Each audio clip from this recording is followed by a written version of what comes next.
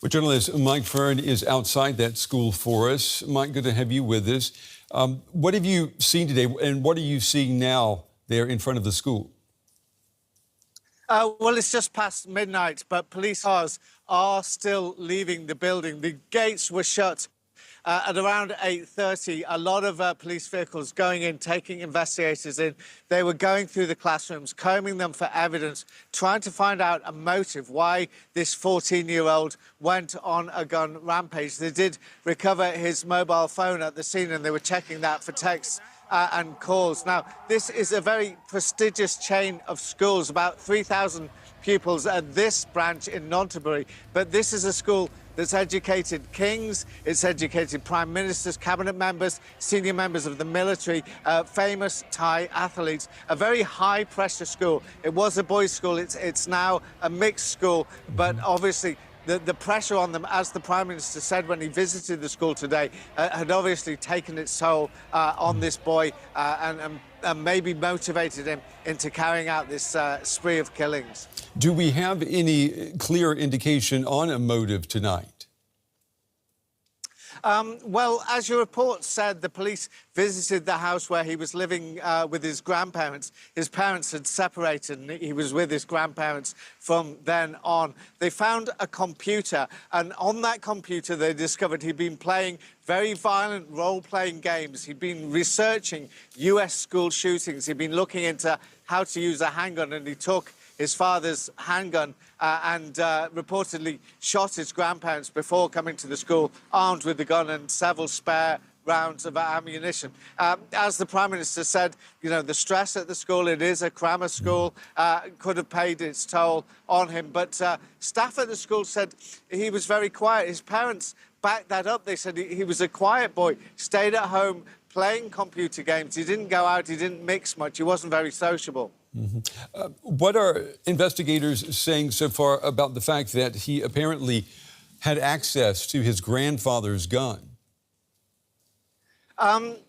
Well, all they know is that his grandfather was a bank manager, but he was a registered gun holder. He had a license to hold the gun, and somehow the grandson had got access to that. He'd been planning this for several days, it seems, judging by what was in his computer and the contents of his mobile phone. And so he'd managed to get access to it and carried out the killing of his parents before coming to the school and opening fire on teachers.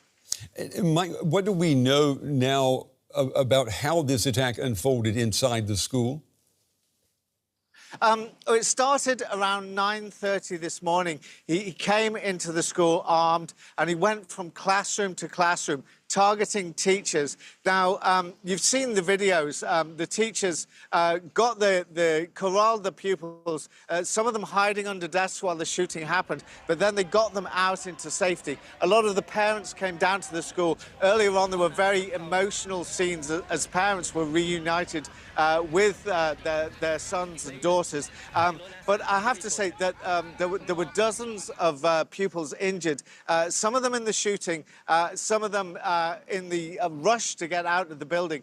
Now, a lot of them are in hospital, some of them in critical condition. There has been an appeal for blood donations for A and O type blood to help with transfusions for those critically injured in the shooting. You say that the shooter had been using the internet, studying mass school shootings in the United States. When people hear about school shootings, they tend to think of the U.S. They don't tend to think of Thailand. But Thailand has unfortunately a long list of mass shootings, doesn't it?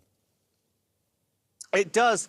In February this year, a pupil at a school in southern Japan, in Hatyai district, went into a school armed, and he shot and killed the school principal. A few years earlier, we had a terrible shooting incident at a nursery school, at a kindergarten, where a shooter killed dozens of the pupils there. Also, we had a case a couple of years back of a 14-year-old boy at a very prestigious private school in Bangkok. He went into the Siam Paragon shopping mall. He had a starting pistol, which had been modified to shoot live rounds, and he killed 4 people before police captured him. Journalist Mike Firn in Nonthaburi outside of Bangkok. Mike, thank you.